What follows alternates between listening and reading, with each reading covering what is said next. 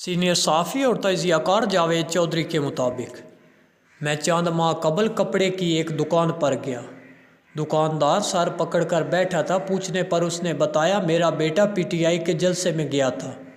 جلسے کے بعد اس نے پولیس کے خلاف نعرے بازی کی اور پولیس اسے پکڑ کر لے گئی۔ میں اب اس کے لیے پریشان ہوں۔ میں نے اس سے پوچھا آپ کا بیٹا کیا کرتا ہے؟ اس نے پریشانی کے باوجود ہنس کر جواب دیا ویلا ہے، کچھ نہیں کرتا۔ میں نے پوچھا کچھ تو کرتا ہوگا۔ وہ دوبارہ بولا میں نے اسے یونیورسٹی میں داخل کرایا مگر وہ تعلیم مکمل نہ کر سکا۔ میں اسے دکان پر لے کر آیا مگر یہ کام جس نے اسے پال پوس کر بڑا کیا، جو اس کا والد اور دادا پوری زندگی کرتا رہا، اس کام کو یہ اپنے سٹینڈرڈ کے مطابق نہیں سمجھتا، لہٰذا یہ دکان سے فرار ہو گیا اور یہ اب سارا دن سوشل میڈیا پر ہوتا ہے اور پی ٹی آئی کا ہر جلسہ اٹینڈ کرتا ہے، زمان پارک کے سامنے بھی بیٹھا رہتا ہے۔ اس کی زندگی میں پولیس کی کمی تھی مگر وہ اب بھی پوری ہو گئی ہے۔ اس دوران اس کے دوسرے بیٹے نے چائے کا کپ میرے سامنے رکھ دیا۔ میں نے اس کا شکریہ ادا کیا اور اس سے پوچھا کیا آپ بھی پی ٹی آئی کو پسند کرتے ہو؟ اس نے ہاں میں سر ہلا دیا۔ میں نے پوچھا کیا آپ بھی خان کے جلسوں میں جاتے ہیں؟ اس نے ہنس کر جواب دیا نہیں سر، مجھے وقت ہی نہیں ملتا، میں سارا دن دکان پر کھپتا ہوں، رات کو تھک ہار کر گھر جاتا ہوں، بیوی بچوں سے ملتا ہوں اور صبح بچوں کو اسکول چھوڑ کر دکان پر آ جاتا ہوں، جلسوں کے لیے وقت کہاں سے لاؤں؟ میں نے پوچھا کیا تمہیں اتوار کے دن بھی ٹائم نہیں ملتا؟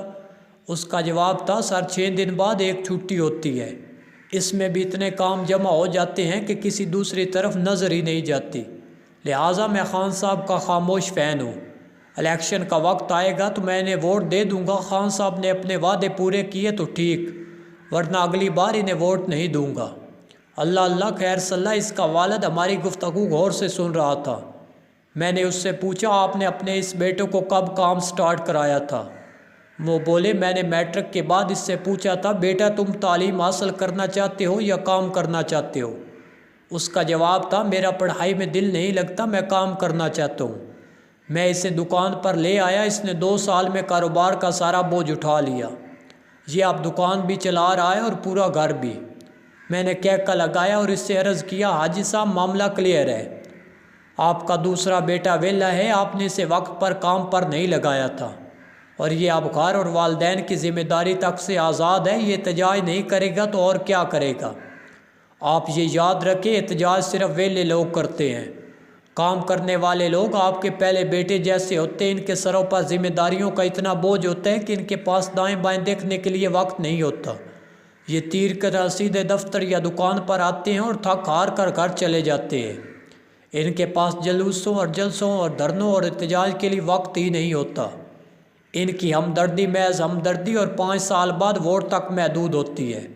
آپ اب بھی اگر اپنے دوسرے بیٹے کو بچانا چاہتے ہیں تو آپ اسے مصروف کر دیں، یہ اس کے بعد زمان پارک جائے گا اور نہ پولیس کے ڈنڈے کھائے گا۔ حاجی صاحب نے میری بات غور سے سنی اور دیر تک ہاں میں ساری ہلاتے رہے۔ مجھے یقین ہے میں اگر یہ بات ان کی احتجاجی بیٹے سے کرتا تو وہ مجھے بے غیرتی کا طعنہ دے کر کہتا آپ جیسے لوگوں کی وجہ سے قوم آج تک حقیقی آزادی حاصل نہیں کر سکی، اور اس کے بعد مجھے دنیا بھر کے مشاہیر کے سنہری اقوال، آیات اور حدیث بھی سناتا اور میری مردہ عقابی روح جگانے کے لیے اس کے بعد طویل لیکچر بھی دیتا۔ کیونکہ یہ ویلے ہے اور ویلے لوگ احتجاج اور طویل تقریروں کے ماہر ہوتے ہیں۔ آپ اگر کبھی امریکہ، یورپ اور جاپان سمیت ترقی یافتہ ملکوں کے بارے میں ریسرچ کریں تو آپ اس نتیجے پر پہنچیں گے ان ملکوں میں امن، سکون اور ترقی کی تیسری بڑی وجہ ورک لوڈ ہے۔ ان معاشروں کے افراد پر کام کا اتنا بوجھ ہے کہ ان کے پاس احتجاج، سڑک بلاک کرنے اور عمارتوں پر پتھراؤ کا وقت ہی نہیں بچتا۔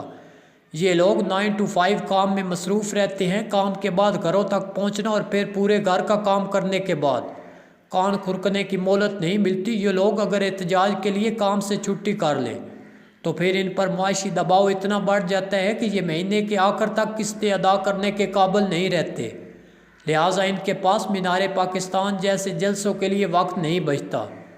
آپ نے کبھی سوچا یورپ میں لوگ ٹریفک قوانین کی پابندی کیوں کرتے ہیں؟ اس کی 3 بڑی وجوہات ہیں۔ ڈرائیونگ لائسنس انتہائی مشکل ہے، ٹریفک کی ہر خلاف ورزی کے بعد لائسنس کے پوائنٹس کٹ جاتے ہیں، آخر میں پولیس لائسنس منسوخ کر دیتی ہے جس کے بعد وہ لوگ ڈرائیونگ نہیں کر سکتے، اور یورپ میں ڈرائیونگ کے بغیر زندگی صرف 20% رہ جاتی ہے۔ دوسرا، آپ انشورنس کے بغیر گاڑی نہیں چلا سکتے اور آپ کے ہر ایکسیڈنٹ کے بعد انشورنس کی قسط میں اضافہ ہو جاتا ہے، یہاں تک کہ گاڑی سستی اور انشورنس مہنگی ہو جاتی ہے، لہٰذا لوگ نقصان سے بچنے کے لیے بھی احتیاط کرتے ہیں۔ تیسرا، یورپ میں ڈرائیونگ کی غلطیوں پر بھاری جرمانے عائد ہیں۔ غلط پارکنگ پر 50 یورو سے 150 یورو تک جرمانہ ہو جاتا ہے۔ ٹریفک لائٹ کی پابندی نہ کرنے والوں کو جیل تک بھگتنا پڑتی ہے، لہٰذا وہاں ٹریفک سموتھ ہے، جبکہ پاکستان میں اس کے بالکل برعکس ہے۔ ہم اگر آج جرمانے 10,000 سے 1 لاکھ کر دیں، کار انشورنس لازمی اور بھاری کر دیں، لائسنس مشکل کر دیں، تو ہمارا سسٹم بھی ٹھیک ہو جائے گا۔ یہ مثال ثابت کرتی ہے اگر ریاست لوگوں کو مصروف رکھ لے اور ان کے لیے ضروریات زندگی کو مشکل کر دے تو اس سے بھی امن ہو جاتا ہے، لوگوں کے لیے احتجاج مشکل بن جاتا ہے۔ ہمیں ماننا ہوگا دنیا میں چیزیں خراب یا ٹھیک سسٹم کی وجہ سے ہوتی ہے۔ ہم اگر سسٹم بنا دیں یا تبدیل کر دیں تو چیزیں ٹھیک ہونے لگتی ہے۔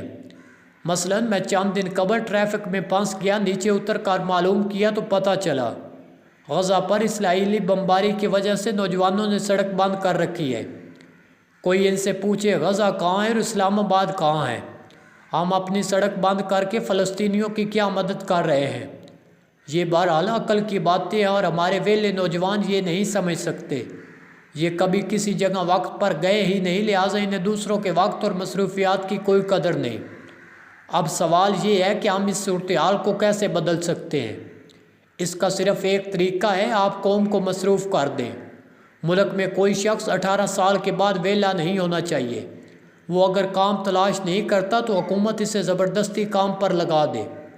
ملک میں ویلفیئر کے ہزاروں پروجیکٹس ہیں، ہر شہر میں ہزاروں نشئی پھر رہے ہیں۔ حکومت ان کی بحالی کا منصوبہ شروع کرے اور جتنے ویلے لوگ ہیں انہیں نشئی اکٹھے کرنے اور ان کی بحالی کے کام پر لگا دے۔